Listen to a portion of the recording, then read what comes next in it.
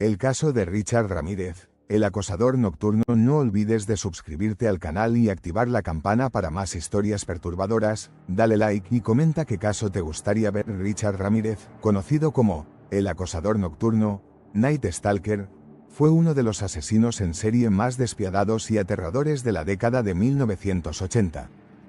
Su ola de crímenes en California, que incluía asesinatos, violaciones y robos, sembró el terror en los habitantes de Los Ángeles y San Francisco.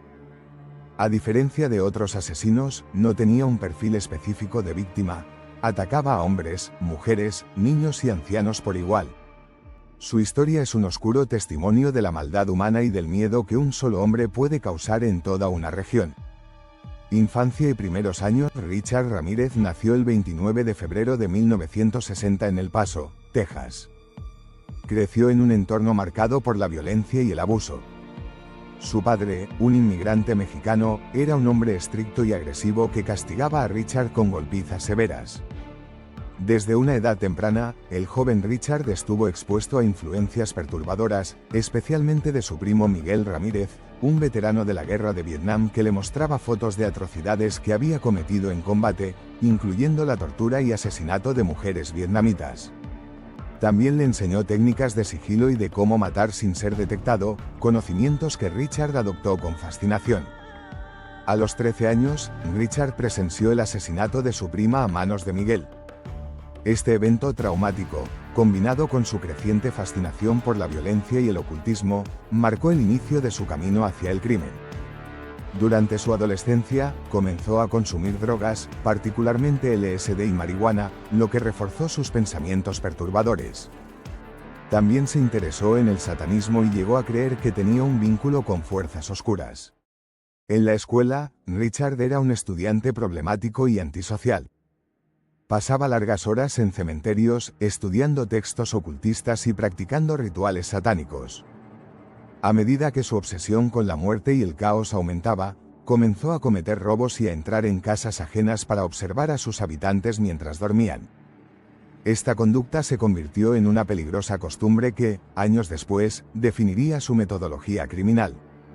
La ola de asesinatos entre 1984 y 1985, Ramírez cometió una serie de brutales ataques en el sur de California. Su modus operandi consistía en irrumpir en hogares durante la noche, asesinar a sus habitantes y, en muchos casos, cometer agresiones sexuales. Se dice que en varias escenas del crimen dejaba pentagramas y mensajes satánicos, lo que contribuyó a su fama de asesino satánico. Sin embargo, lo que hacía aún más aterrador su reinado de terror era su completa aleatoriedad. No tenía un tipo específico de víctima ni un método de asesinato definido. Su primera víctima confirmada fue una anciana de 79 años llamada Jenny Binkau, quien fue brutalmente asesinada en su hogar en Los Ángeles en junio de 1984. Ramírez la apuñaló múltiples veces y le cortó la garganta hasta casi decapitarla. Posteriormente, irrumpió en la casa de María Hernández y su compañera de cuarto el 17 de marzo de 1985. Hernández logró sobrevivir, pero su amiga fue asesinada de un disparo. Esa misma noche, mató a otra mujer, Dailo Kazaki, consolidando su reputación como un asesino despiadado. Durante los siguientes meses, Ramírez sembró el pánico en California. Sus ataques eran particularmente brutales. En ocasiones, torturaba a sus víctimas durante horas antes de matarlas. Se dice que obligaba a algunas mujeres a jurar lealtad a Satanás antes de violarlas. Utilizaba una variedad de armas, desde cuchillos y pistolas hasta martillos y machetes. No le importaba si sus víctimas eran jóvenes o ancianas, ricas o pobres, su único objetivo era provocar el máximo terror. La caza del asesino. Las autoridades enfrentaron dificultades para capturarlo, ya que Ramírez no seguía un patrón fijo y atacaba en diferentes áreas. Sus crímenes eran tan brutales y aleatorios que la policía tenía pocas pistas concretas para seguir. Sin embargo, las descripciones de los sobrevivientes y la evidencia en las escenas del crimen permitieron identificar ciertos patrones. Uno de los mayores avances en la investigación ocurrió cuando Ramírez dejó huellas dactilares en un auto robado tras un intento fallido de irrumpir en una casa el 24 de agosto de 1985. Las huellas coincidían con las de un delincuente menor ya fichado por la policía. La imagen de Richard Ramírez fue distribuida en los medios de comunicación y la noticia de su identidad se extendió rápidamente por todo el estado. La captura el 31 de agosto de 1985, Ramírez fue reconocido por ciudadanos en un barrio de Los Ángeles. Había intentado robar un auto, pero la dueña gritó pidiendo ayuda, alertando a los vecinos. En cuestión de minutos, una multitud se reunió y comenzó a perseguirlo. Mientras intentaba escapar, fue golpeado con tubos y palos hasta quedar inmovilizado. La policía llegó poco después y lo arrestó. Su captura fue celebrada como un triunfo del público sobre el miedo que había sembrado. El juicio y la condena. El juicio de Ramírez fue uno de los más mediáticos en la historia de Estados Unidos. Durante las audiencias, se mostró desafiante y provocador, exhibiendo un pentagrama en su mano y declarando su lealtad a Satanás. En una ocasión, se volvió hacia la corte y dijo: "No me arrepiento. No tengo remordimientos. Voy al infierno y estaré orgulloso de ello".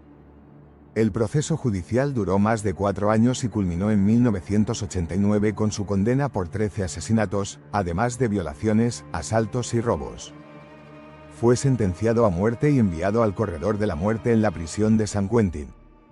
Vida en prisión y su muerte pasó más de 2 décadas en el corredor de la muerte, convirtiéndose en una figura casi mítica dentro de la prisión. Recibía numerosas cartas de admiradores, en su mayoría mujeres fascinadas por su personalidad oscura y su aspecto siniestro.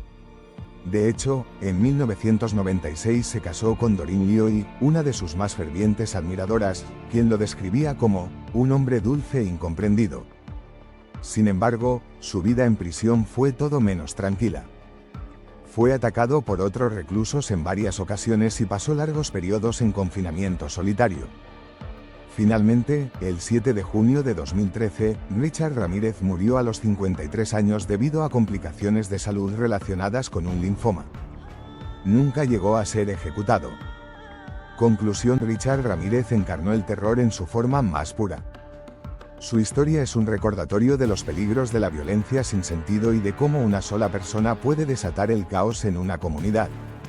Su captura y condena trajeron alivio a miles de personas, pero su legado como uno de los asesinos en serie más aterradores de la historia perdura hasta hoy.